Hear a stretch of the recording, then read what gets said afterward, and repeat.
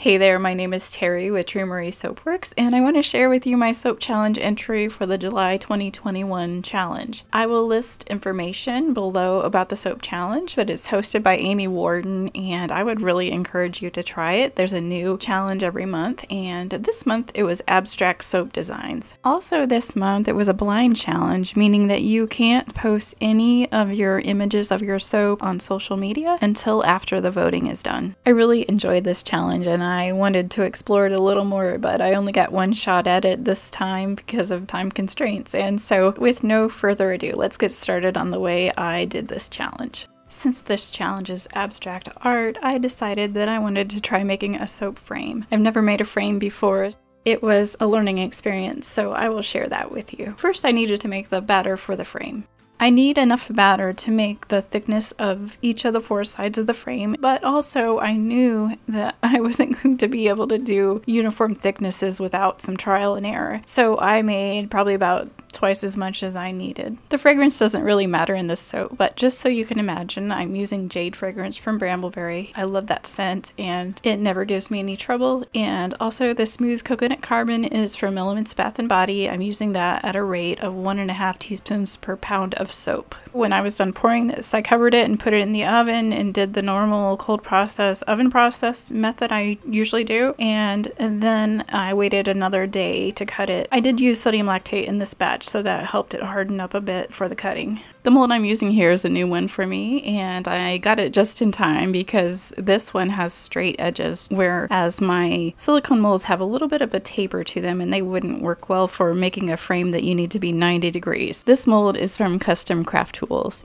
And I want you to see my new cutter from Custom Craft Tools. I will have to tell you the story sometime about how it came about, but this cutter cuts horizontally and vertically, and I have a discount code for you if you're interested. As I'm editing this video, I just realized that I'm misusing this cutter. The wire cutter is put into slots, but it's supposed to be underneath, so if you see my cutter handle, that would have to go to the right and underneath, and it would be completely out of the way that way. Well, I don't know why, but I didn't use it that way. I think it's because I was used to the Brambleberry one where that is on the top. I did have to reposition my hands to compensate for that being in the way, but Custom Craft Tools had thought of that, and so that would be underneath and out of the way if I'm using this right. Here I'm doing some trial and error to try to get my thin pieces, and you can see that my cut isn't even. It's not uniform. There's a little bump right in the beginning, and then it's not quite uniform. So I need to work around that. This is not meant to be a planer. It's meant to be a log splitter. You can use it for a planer. You just have to figure out how to do it. So I figured out that you have to sandwich that slab of soap in between two hard pieces and put even pressure on it and slide it through there, and it should be pretty uniform. So the pieces that I'm using to sandwich the soap are from the mold that I was using before. I just placed the flat side to the soap and slid it through there. And again, I have this configured wrong, so my left hand wouldn't be hitting the wire cutter. It would be completely out of the way and underneath if I had it configured right. The first one didn't turn out so great, but I kept trying and I finally got at least 4 that would be good for all my 4 sides. Next, I have to fit these pieces to my mold, and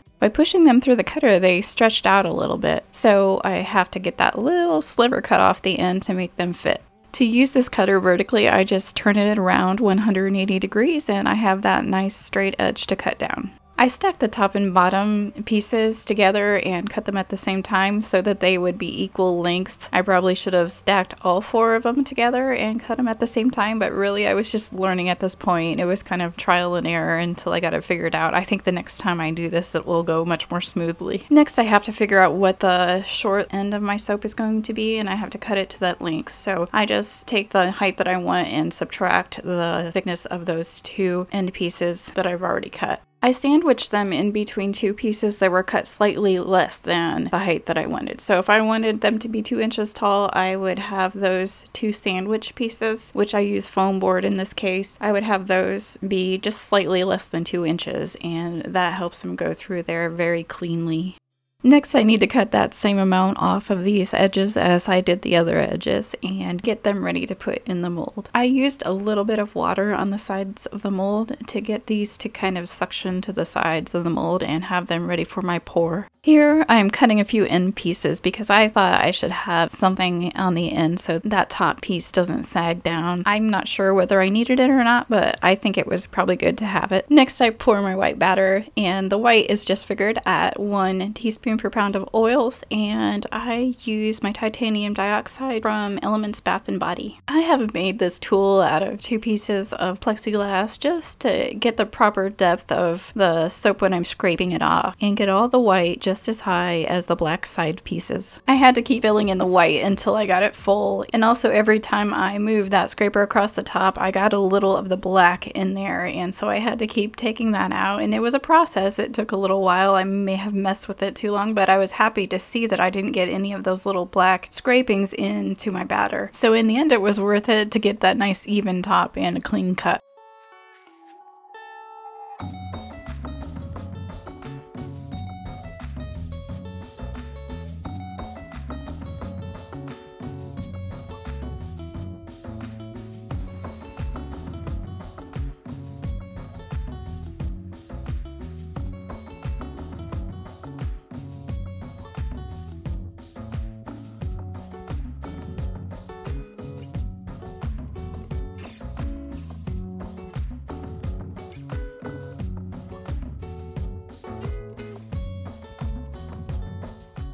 When I was happy with the way that the white looked, I placed the black piece on top. I kind of started from the center and worked my way out so that I wouldn't trap any air in there. Next, I added a sheet of plexiglass to the top and then my saran wrap and just let it sit on the counter for 2 days before cutting.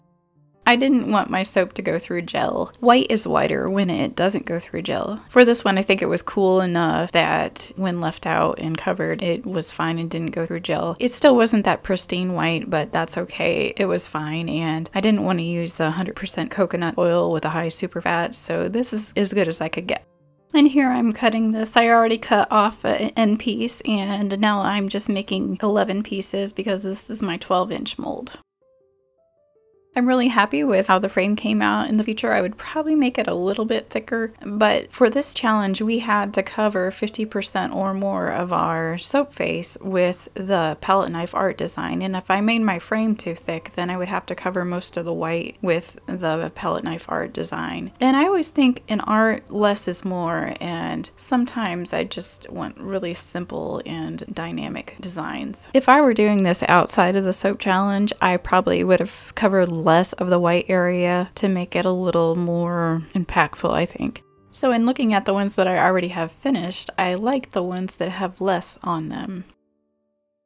For the Soap Challenge Club, there's always certain guidelines, and it pushes you to stay within those guidelines. It makes you grow as a soap maker, and even though it's not a way you would have done it, it just forces you to think outside the box and get a design that works within the rules. And that's why I really love the Soap Challenge Club, because it just makes you grow as a soap maker.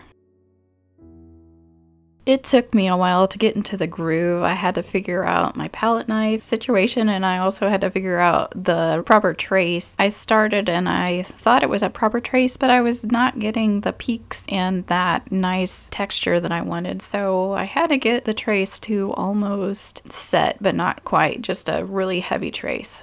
While I was trying to get into the swing of things, I also figured out that palette knives work on big canvases when you have a lot of space, but when you're dealing with a bar of soap that's 3.5 by 2 1/4, that's teeny tiny. A whole palette knife takes up the whole thing pretty much. So I ended up using just my trusty little skinny stick, and that worked well for this design to get the texture I wanted. I really enjoyed making abstract art with soap. If I were to do it again, I would make something that could go all the way through a bar. Like, they would have to be embeds most likely, but it could be a hanger swirl or something like that. But that would be something neat to try in the future. I want to note that I was kind of pressed for time when I took the photo for the soap challenge. The photo that I took was taken the next day after I made these designs. The entry photo I got in just in the nick of time, so I didn't bother taking photos for this video in that 9x16 format that you need. So when I went to go to my curing rack to take the photos for this video, I noticed that the colors had changed and I wasn't really in love with them at first. So here we have the orange had changed to kind of a peach color, and the turquoise had changed to more of a blue color than it was a little more green. And as I get used to it, I do really like it. Thank you for sticking it out to the end of the video, and thank you for bearing with me while I take a little time off from video editing and voiceovers. During the summer, time just evades me usually, but the kids will be back in school soon and I'll have more time for that. I also have new soaps for sale in my shop. They're the soaps from the previous video and they're wonderful. We've been using them and they're very nice. Someone was asking if they have a colored lather, those ones that are really bright. And no, the lather is completely white. If you're interested, please buy a bar or a few, and also there's recipes for sale at my shop as well. Thank you so much for your comments below and your likes, and also thank you for subscribing and hitting that bell for notifications, and I will see you back here next time.